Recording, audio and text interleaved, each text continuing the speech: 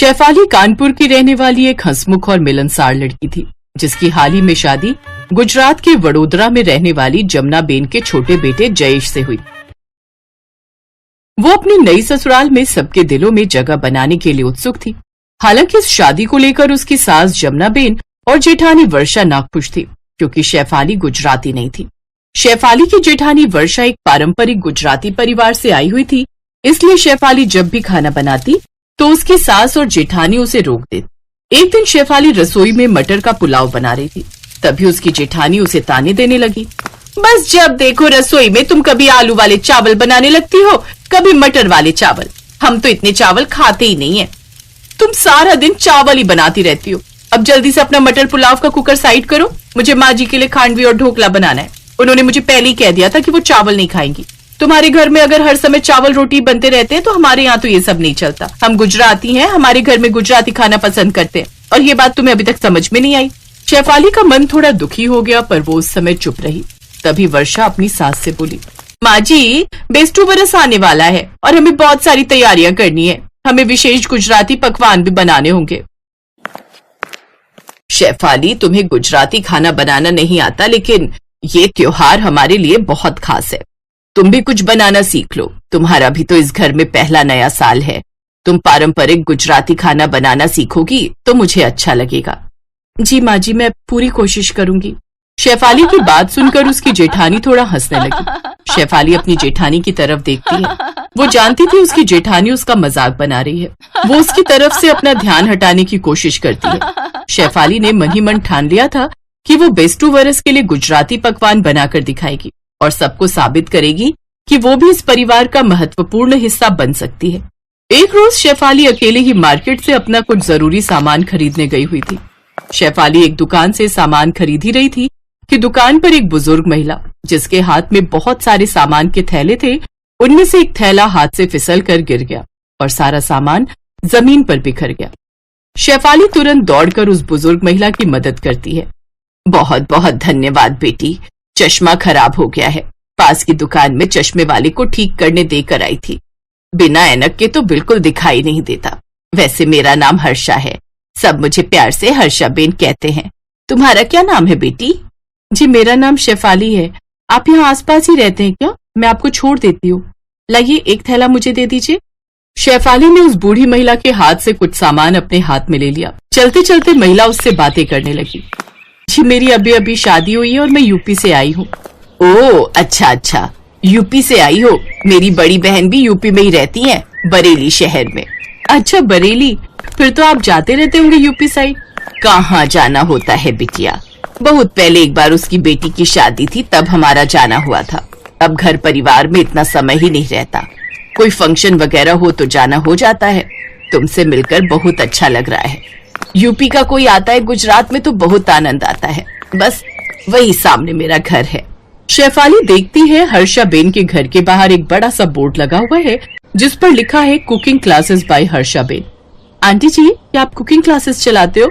फिर तो आपको गुजराती व्यंजन भी बनाने आते होंगे ना? हाँ बेटा, मैं हर तरह के व्यंजन बना लेती हूँ। खासकर गुजराती व्यंजनों का दुनिया में बहुत नाम है। पहले मैं एक बड़े होटल में खाना बनाती थी, अब घर पर ही कुकिंग क्लास चलाती हूँ। हंसा बेन के मुंह से शेफाली ने जब सुना कि वो घर पर कुकिंग क्लासेस चलाती हैं, तो शेफाली के मन में एक उम्मीद की किरण जाग उठती है। आंटी जी, क्या आप मुझे गुजराती खाना बनाना सिखा सकते हो?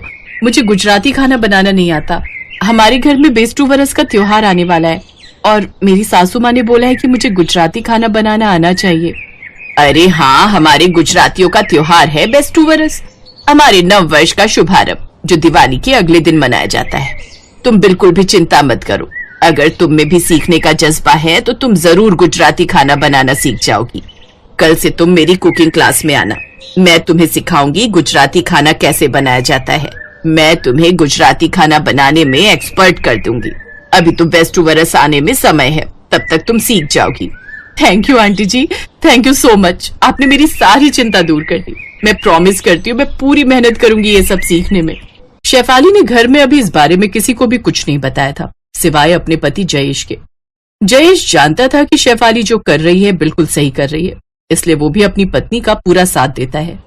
शेफाली घर में कुछ कोर्स सीखने का बोलकर घर से जयेश के साथ जाने लगी और वो नियमित रूप से हंसाबेन के पास जाती। वहाँ पर तरह तरह के गुजराती व्यंजन बनाने सीखती। कुछ ही दिनों में शेफाली ने गुजराती व्यंजन जो कि बहुत फेमस है, जैसे कि ऊंधियू, ढोकला, फाफड़ा, खाकरा, मोहनथाल, घूघरा, खांडवी, भजिया, मठिया, थेपला, पात्रा, जलेबी, बासुंदी आदि और भी बहुत तरह के पकवान बनाने सीख लिए। परफेक्ट, मुझे आज बहुत खुशी हो रही है शेफाली कि तुम गुजराती व्यंजन कितनी अच्छी तरह से बढ़िया बनाने लगी हो। ये कुछ ऐसे व्यंजन हैं जो तुम आने वाले दीपावली के त्योहार और गुजराती त्योहार बेस्टू वरस पर बना सकती हो। हंसाबेन ने शेफाली को केवल खाना बनाना ही नहीं सिखाया, बल्कि गुजराती व्यंजनों के पीछे की कहानी और उनके सांस्कृतिक महत्व भी बताए। धीरे धीरे शेफाली को खाना बनाने में मजा आने लगा और उसका आत्मविश्वास भी बढ़ने लगा। और जब बेस्टू वरस के दिन शेफाली ने सबके लिए खास पकवान बनाए तो सब हैरान रह गए। बेस्टू वरस के दिन शेफाली ने सुबह से ही रसोई में काम करना शुरू कर दिया। वर्षा और जानकी बेन को ये लगा कि शेफाली शायद गुजराती व्यंजन नहीं बना पाएगी, लेकिन जब शेफाली तरह तरह के गुजराती व्यंजन झटपट और स्वादिष्ट भी बनाने लगी तो दोनों हैरान रह गई। और सबके सामने जब सच्चाई आई कि शेफाली ने हंसाबेन से गुजराती खाना बनाना सीखा है, तो दोनों शेफाली की बहुत तारीफ करती हैं और साथ में हंसाबेन की भी। शाम को हंसाबेन उनसे मिलने आती हैं। हंसाबेन, आपके बारे में बहुत सुना था, पर मुलाकात आज हो रही है। आपने तो हमारी शेफाली को गुजराती खाना बनाने में एक्सपर्ट कर दिया। जैसा आपके बारे में सुना था वैसा ही हमने पाया। हमारी बहू इतना बढ़िया गुजराती खाना बनाने लगी है कि पूछिए मत। जानकी बेन, ये सब शेफाली की खुद की मेहनत है और जब तक हमारे मन में किसी काम को करने के लिए प्रेरणा नहीं होगी तब तक हम उस काम को कर ही नहीं सकते। शेफाली ने उत्साह दिखाया और वो गुजराती खाना बनाना सीख गई। थैंक यू आप सबको, और जयेश जी आपको भी। आपने भी मुझे बहुत सपोर्ट किया। मैं आप सबके लिए अपने हाथों से गुजराती स्पेशल मिठाई दूध पाक और बासुंदी लाती हूँ। हाँ हाँ जरूर शेफाली, मैं अभी तुम्हारे साथ चलती हूँ। वैसे एक बात कहूँ, मुझे तुम पर बहुत गर्व है। तुम बहुत अच्छी हो। शेफाली उस दिन बहुत खुश थी। सबने उसे खूब प्यार और सम्मान दिया। शेफाली की कहानी हमें ये सीख देती है कि जीवन में कुछ भी असंभव नहीं है, इसलिए सदैव प्रयास करते रहना चाहिए।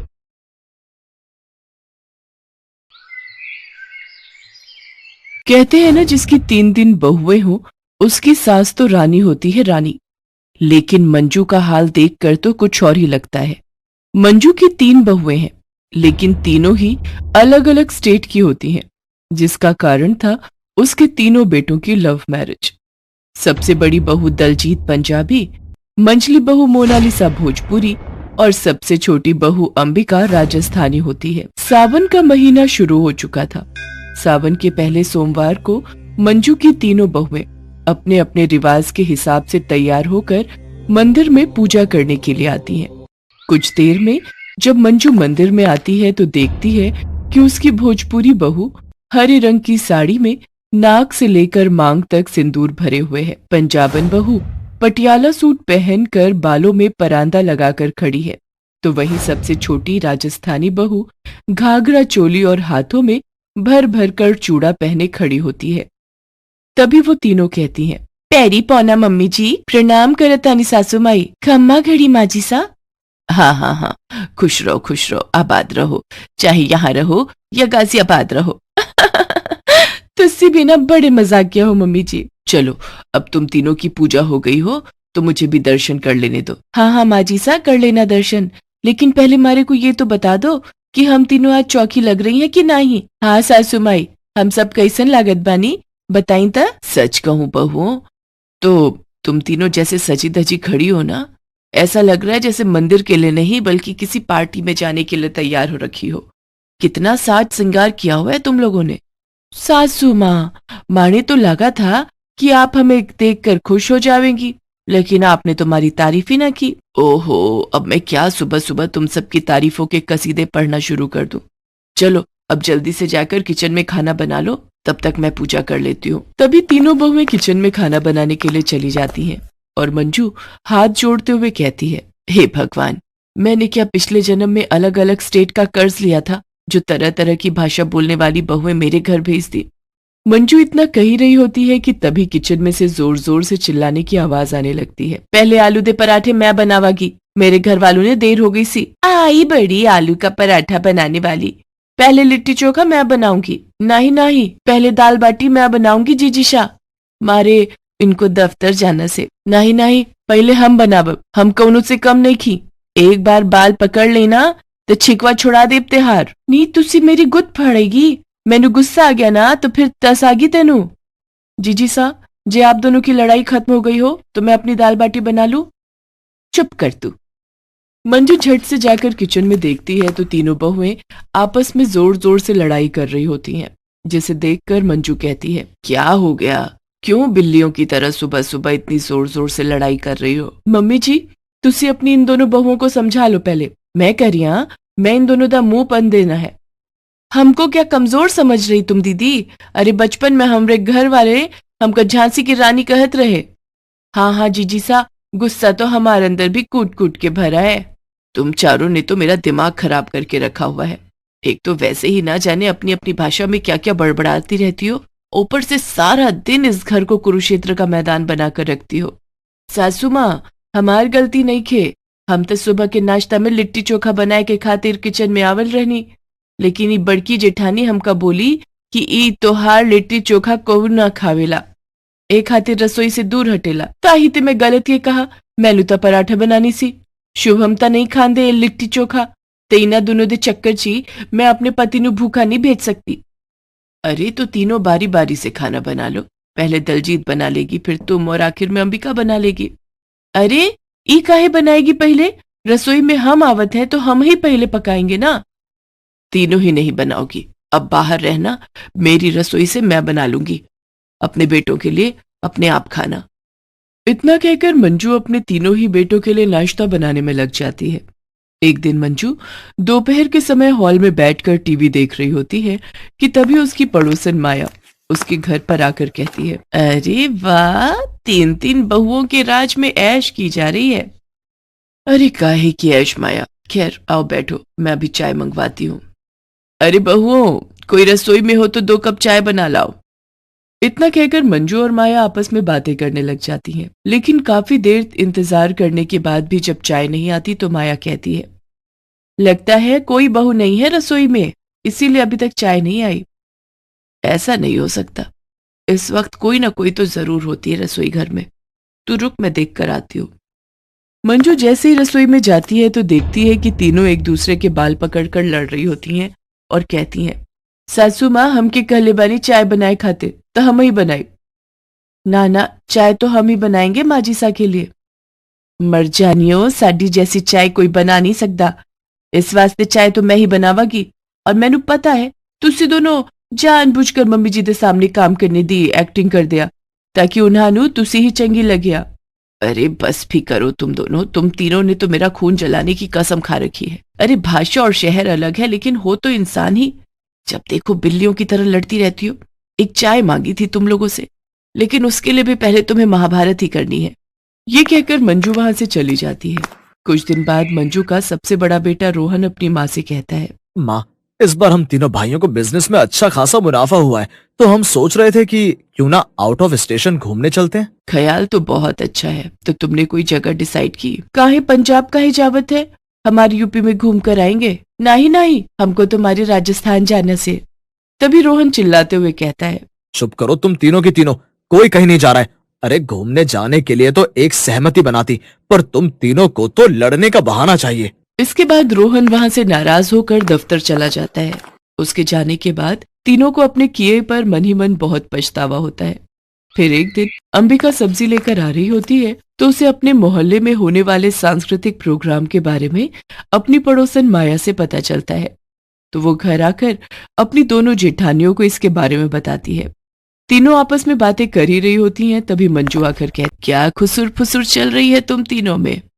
सासू माँ, हम सब ना वो मोहल्ला में होके वाला प्रोग्राम के बारे में चर्चा करत रही। हाँ माँ जी सा, माया मासा ने बताया कि मोहल्ले में कोई सांस्कृतिक प्रोग्राम होने वाला है, तो हम सब ने सोचा कि क्यों ना हम सब भी इसमें भाग लेवे। पर तुम तीनों एक साथ प्रोग्राम में करोगी क्या? नाचेंगे और की। मैंने तो सोच लिया है, हम तो उस प्रोग्राम में राजस्थानी घूमर करेंगे और मैं भांगड़ा, और हम भोजपुरी गाना पर ठुमके लगाएंगे। हाँ, और तीनों की तीनों मेरी इज्जत का फालूदा बनाओगी। अरे पार्टिसिपेट करना ही है तो एक साथ मिलकर प्रोग्राम में हिस्सा लेना, वरना कोई जरूरत नहीं। अपनी सास की बात सुनकर तीनों बहुत सोच विचार करती हैं और आखिर में एक साथ प्रोग्राम में हिस्सा लेने के लिए मान जाती हैं। देखो बहनों, मम्मी जी बिल्कुल सही कह रही हैं। हुण हम सबनू दिखा देवांगे कि जब अलग अलग स्टेट मिलकर एक होंदी है तो वो कितनी पावरफुल हो जाती है। ए बात ठीक सा जीजी सा। तीनों बहुएं मिलकर प्रोग्राम के लिए खूब प्रैक्टिस करती हैं और आखिरकार प्रोग्राम वाला दिन भी आ जाता है।